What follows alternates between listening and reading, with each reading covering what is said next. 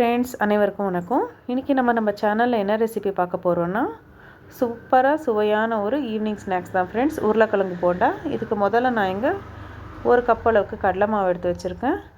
4 சின்ன சைஸ் உருளைக்கிழங்கு வேக வச்சுருக்கேன். உப்பு உங்கள் ருசிக்கு தகுந்த மாதிரி. ஒரு வெங்காயத்தை சின்ன சின்னதாக கட் பண்ணி வச்சுருக்கேன். பொரிக்கிறதுக்கு எண்ணெய், 3 பச்சை மிளகாய் கட் பண்ணி வச்சுருக்கேன்.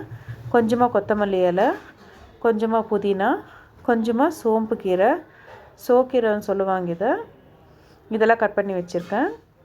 1/2 டீஸ்பூன் அளவுக்கு தனி மிளகாத்தூள், ஒரு சிட்டிகை இட்லி சோடா, 1/4 டீஸ்பூன் அளவுக்கு மஞ்சள் தூள், 1/2 டீஸ்பூன் அளவுக்கு மட்டன் மசாலா, மறுபடியும் இன்னும் 1 டீஸ்பூன் அளவுக்கு மட்டன் மசாலா தனியாக வச்சுக்கோங்க ஃப்ரெண்ட்ஸ். இப்போ முதல்ல நம்ம இங்கே ஒரு கிண்ணத்தில் நம்ம வேக வச்சுருக்கிற உருளைக்கிழங்கெல்லாம் சேர்த்துக்கலாம். இதெல்லாம் கொஞ்சமாக மசிச்சு விடுங்க. இப்போது இது கூடயே 1/4 டீஸ்பூன் அளவுக்கு உப்பு சேர்த்துக்கலாம். உப்பு சேர்த்துட்டு அது கூடயே நம்ம எடுத்து வச்சுருக்க 1/2 டீஸ்பூன் அளவுக்கு மட்டன் மசாலா, மஞ்சள் தூள், இது ரெண்டுமே சேர்த்து நல்லா மிக்ஸ் பண்ணிக்கலாம். இதுக்கு இந்த மட்டன் மசாலா போடுறதுனால ஃப்ளேவர் டேஸ்ட்டு ரொம்ப நல்லாயிருக்கும் ஃப்ரெண்ட்ஸ். உங்கள் கிட்டே இருந்தால் போட்டுக்கோங்க, இல்லைன்னா ஸ்கிப் பண்ணிவிடுங்க, பரவாயில்ல. இப்போ இதை நல்லா மிக்ஸ் பண்ணிவிட்டு இது கூடயே நம்ம கட் பண்ணி வச்சுருக்க கொத்தமல்லி இலை போட்டுக்கலாம். புதினா,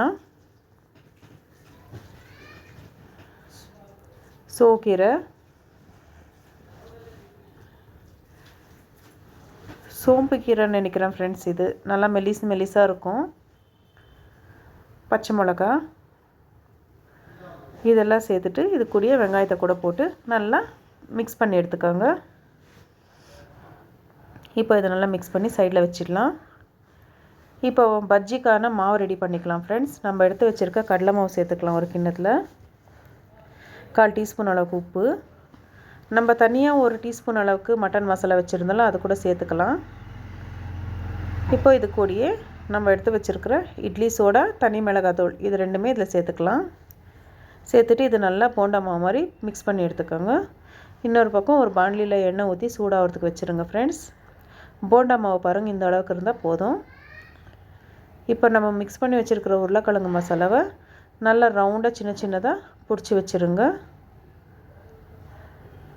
பாருங்கள், இந்த அளவுக்கு நல்லா ரவுண்டாக சின்னதாக பால்ஸ் மாதிரி செஞ்சு வச்சுருங்க. இப்போ இதெல்லாம் ஒவ்வொன்றா நம்ம ரெடி பண்ணி வச்சுருக்கிற போண்டா மாவில் போட்டுக்கலாம்.